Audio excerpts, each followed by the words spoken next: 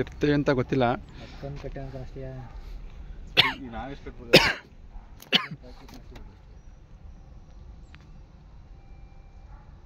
Loan continue ಕೊಡ್ತಾರ? ನಮ್ಮ ಗಾಡಿ ತಗೋತೀನಿ ಅಂದರೆ ಎಷ್ಟು ಕಟ್ಬೋದು? ಅಂದರೆ ಅದ್ರ ಬ್ರ್ಯಾಂಚ್ RBH ಯಾವ್ದು ಕೋಟ್ ಮಾಡಿರ್ತಾರೆ ಅದು ಅಷ್ಟು.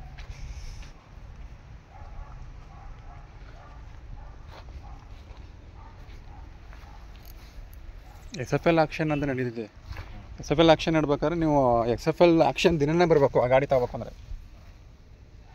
ಇಲ್ಲ ಬ್ರ್ಯಾಂಚ್ಗೆ ಹೋಗಿ ನೀವು ಮಾತಾಡ್ಕೋಬೋದು ಅಷ್ಟೇ.